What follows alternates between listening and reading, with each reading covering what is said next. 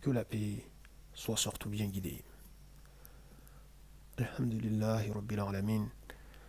Bon, tout d'abord, j'ai envie de rappeler que la vérité n'est pas amère, mais c'est le mensonge et la passion qui cherchent à la faire passer comme une chose amère. Il ne faut pas l'oublier. Ceci étant dit, je souhaite parler du mariage. Franchement, je vous dis, entendre des gens dire que le mariage, en fait, son but, c'est la descendance, en fait, c'est les enfants, c'est la filiation avec les enfants, savoir qui est le père de qui, par exemple, franchement, ça n'a absolument pas de sens. C'est une mauvaise compréhension. Parce que vous-même, vous savez que, même hors mariage, un enfant, lorsqu'on connaît son père, on doit lui donner le nom de son père. Vous voyez? Subhanallah. Donc, le mariage, cette institution, donne un droit aux deux membres du couple, vous voyez, un droit sur l'un et l'autre, tout simplement. Et ça permet aussi de rappeler aux autres que ces personnes ne sont pas disponibles. Vous voyez? Donc, en fait, pour le reste des gens, euh, ça permet en fait de rappeler cela aux gens et que les gens doivent respecter cette union. Doivent respecter cette union. Le mariage permet donc d'être, en tout cas je parle du mariage islamique, permet d'être dans un cadre que Allah subhanahu wa ta'ala agrée pour ce qui est de la vie de couple, la vie amoureuse, on va dire sentimentale et sexuelle, que tout ça soit dans ce que Allah subhanahu wa ta'ala agrée. Donc ça apporte quelque part une tranquillité. Et d'ailleurs, vous voyez que Allah subhanahu wa ta'ala, il dit qu'il a tiré de l'homme son épouse afin qu'il vive en tranquillité. Bon, je le dis de manière bref, bien sûr, mais je vous invite à lire ce qu'il y a dans le livre, dans le Coran. Donc la manière dont tout ça est formulé. Donc vous comprenez là en fait le but du mariage, qui est d'apporter justement cette sérénité et la tranquillité, vous voyez, à l'humain. Donc vivre sa vie sentimentale de couple, de parents, bien sûr, si Allah subhanahu wa ta'ala permet au couple d'avoir des enfants, tout ça dans ce que Allah subhanahu wa ta'ala agrée et que le reste des gens doivent reconnaître et respecter. Le mariage islamique est déjà civil parce que le reste des gens doivent reconnaître le couple, reconnaître que c'est un couple, c'est des gens mariés, voyez. Dès lors qu'ils apprennent que ce sont des personnes mariées, les gens doivent respecter cela. Et oui. Donc, donc je disais que tout ça, vous voyez, ça apporte, sachant que l'humain est, comment est-ce que je veux dire, est poussé par, stimulé par beaucoup de stimulus, beaucoup de pulsions, de désirs. Et donc, et la chose est de faire en sorte que ces désirs soient dans un cadre qui plaît à Allah subhanahu wa ta'ala, dans un cadre qu'il agrée, et aussi que ces désirs ne soient pas, euh, je vais dire, assouvis, réalisés d'une manière en fait à mettre en danger l'individu, autrui, on va dire la société, etc. Donc tout ça est cadré, tout ça est encadré. Il y a des droits et des devoirs, même, vous savez, dans la vie de couple, comme Allah il le rappelle, il dit par exemple à nous les hommes que lorsqu'on voit par exemple chez l'épouse une chose qui nous dérange en fait, une chose en fait, par exemple une sorte d'handicap qui nous déplaît en fait dans la vie de couple, on ne doit pas être embêté par ça, parce qu'il se peut qu'il a placé un bien là-dedans. Vous voyez. Donc Allah subhanahu wa ta'ala, et aussi pour ce qui est justement du mariage, vous savez bien que il y a des permis et des interdits. Vous voyez, il y a des unions que Allah subhanahu wa ta'ala n'agrée pas, des unions que Allah interdit, et il y a des unions que Allah permet. Il ne faut pas oublier cela. Donc, lorsque les gens viennent là aussi, par exemple, à aller à la mairie, croyant que euh, le mariage civil, c'est le mariage à la mairie, déjà, franchement, c'est, euh, en termes de sens, c'est très dangereux dans le sens que c'est considéré que le mariage à la mairie, c'est le seul qui est officiel. C'est le seul d'officiel.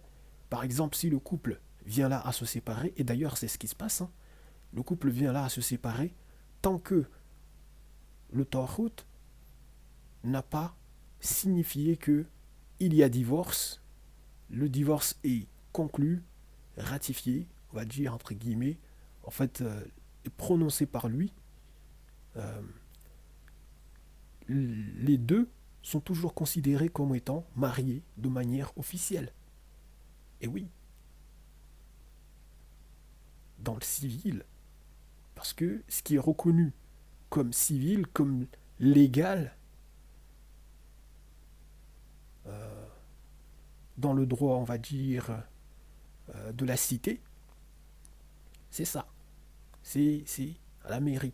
Tant que le Tarot n'a pas dit que ces deux personnes ne sont pas divorcées, tant que le jugement n'a pas été rendu, même si ces personnes se sont séparées, pour eux, ils n'ont plus rien à voir ensemble. Ah non, de manière officielle, ce n'est pas encore ça. Ok? C'est ce qui se passe. Les gens croient que, bon, ça les protège. Bref, mais sur le plan islamique, ça ne tient pas du tout. Là, vous placez même au-dessus d'Allah tabaraka wa ta'ala, justement, un allié. Ou avec lui, vous placez un allié. Subhanallah. Donc, et d'autant plus que vous voyez bien que dans le droit de la République, en ce qui concerne le mariage, la République reconnaît l'union entre deux hommes, par exemple, chose que euh, Allah interdit. Et donc, quand vous allez à la mairie vous marier et qu'on vous dit je vous déclare mari et femme au nom de la loi de la République ou au nom de la République, peu importe, il faut bien réfléchir, hein. Je vous le dis. Subhanallah. D'autant plus que quand on vous dit cela, je me rappelle d'un livre que j'avais lu sur le mariage. Euh, c'est un livre, voilà, d'une personne qui n'est pas du tout musulmane. Donc, en fait, c'est euh, un ancien maire qui parlait de son expérience, en fait, en ce qui concerne les mariages, en fait, que qu'il avait organisé, donc qu'il célébrait dans sa mairie. Et lui, ça lui faisait, comme il l'avait dit dans son livre, ça lui faisait toujours quelque chose. Vous voyez, quand il mariait les gens, entre guillemets, il était là, en fait, avec l'émotion, il était ému, il regardait, en fait, Marianne, en fait, bon, vous connaissez, donc, il regardait, en fait, le buste, en fait, de Marianne, avec l'écharpe bleu, blanc, rouge, ça lui faisait une émotion, vous voyez, au moment où il mariait, justement, entre guillemets, euh, les gens qui venaient là. Donc, quand il est déclaré mari et femme, après, voilà, que le droit fut prononcé, et tout, etc. Et puis que maintenant, là, il, voilà, il les unissait par la République, par la loi de la République, par Marianne. Donc, pour lui, c'était très émouvant. Voilà, bref. Euh, donc, c'est juste pour vous rappeler qu'il faut savoir, en fait, ce qu'on fait, hein. Il faut savoir ce qu'on fait. On n'est pas des enfants, ok. Voilà. Euh, bon, je parle des personnes qui comprennent mon discours. Vous voyez, je ne m'adresse pas à des enfants. Donc, il faut arrêter de, de suivre les pas de ceux qui cherchent à, comment est-ce que je vais dire, en fait, qui ne sont pas du tout sérieux avec leurs enseignements.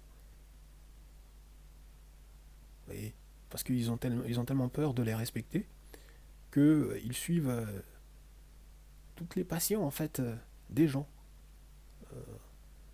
Donc, et qui fait que, d'ailleurs, on nous a déjà mis en garde. On nous a dit que on allait les suivre, même quand ils vont rentrer dans un trou de lézard. Vous voyez, on cherchera aussi à rentrer, nous les musulmans. Bon, la hawla wa la quwwata illa billah, subhanallah. Donc il faut bien réfléchir. La hawla wa la quwwata illa billah. Bref, tout ça, bon, les gens se rendent devant le maire, être mariés au nom de la République, de la loi de la République, parce que ça a peur, soi-disant, de perdre en cas de divorce, et aussi ça va chercher la protection pour préserver soi-disant des droits. Mais les gens, vous savez, quand vous y allez, ce n'est pas pour aller faire une pièce d'identité, hein. Ni même, ce n'est pas pour déclarer vos biens. Mais là, on parle du mariage, là. On parle du mariage. Subhanallah, vous voyez qu'en islam, on ne se marie pas avec n'importe qui. Et pas avec n'importe quoi. Subhanallah, il y a des choses qui sont établies. Il y a un droit qui est là. Et, et, et, et pas n'importe comment. On se marie pas n'importe comment en islam. Subhanallah. Mais les gens ont tellement peur du mondain et qu'ils viennent là à tromper les uns les autres. Il y en a même un que j'avais entendu, un soi-disant imam, qui disait lors d'un khutbah que ne pas aller à la mairie aujourd'hui pour le mariage, ne pas faire son mariage à la mairie, chercher la protection, entre guillemets, du Tawhut pour le mariage, en fait, euh, faites de votre mariage euh, un mariage illicite. Wallah l'andum. La personne dit ne pas aller à la mairie rend votre mariage illicite. En fait, votre mariage, voilà, n'est pas halal. C'est ce qu'il a dit. Le mariage n'est pas halal quand ce n'est pas fait, voilà, à la mairie. Vous voyez, quand vous n'allez pas à la mairie, bah, votre mariage n'est pas halal. Et pour lui, c'est pour quelle raison? Parce que aujourd'hui, il est difficile de savoir qui est le père de qui. Vous imaginez? Aujourd'hui, on a l'ADN, on a en fait, bon, du moins, je veux dire, on peut connaître tout ça, voilà. avec l'étude en fait du génome humain, tout ça, de l'ADN, on peut savoir qui est le père de qui. On a plein de choses aujourd'hui. À l'époque du messager d'Allah, c'était difficile, et pourtant, aujourd'hui, on veut nous dire que si vous ne passez pas à la mairie, votre mariage que vous faites avec votre imam, par exemple, ou pas, ah bah, ce n'est pas halal. Subhanallah. Hmm, c'est de la folie. Ouais, des imams trompeurs. Il y en a tellement. Bref. La hawla wa la quwwata illa billah. Aïe, les gens.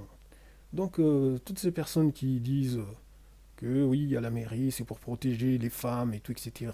Parce que. Mais Allah, subhanahu wa ta'ala, il a rappelé que les personnes euh, voilà, qui tiennent à ces lois, qui ne les transgressent pas et tout, etc. Voilà, qui lui font confiance. Allah, subhanahu wa ta'ala, il leur donnera une issue de là où ils ne s'attendent même pas. Donc il faut placer sa confiance en Allah. Mais les gens, vous préférez en fait amasser le mondain et perdre l'agrément de Dieu, visiblement. Alors que le mondain, c'est de l'éphémère. Le mondain, c'est de l'éphémère. Subhanallah. Vous-même, regardez-vous. Voilà, comment vous, avec l'âge, vous changez et tout, etc. Regardez juste même vos émotions. Aujourd'hui, vous pouvez aimer une personne, demain, peut-être ne plus l'aimer. Ou hier, vous aimiez une personne, aujourd'hui, vous n'avez plus de sentiments pour cette personne. Donc les gens, il faut arrêter, quoi, de déconner. Allez, continuez, voilà. Vous avez peur de perdre des biens, vous avez peur. Donc du coup, vous allez prendre le tarout. Vous voyez, le diable vous fait craindre l'indigence, comme on le dit. On vous commande des actions honteuses. Le diable vous fait craindre ses ennemis, vous commande des actions et blâmables, honteuses, etc. Subhanallah. Bon, j'ai été long. Je vous remercie du temps que vous avez pris pour suivre ça. Et je vous dis salam.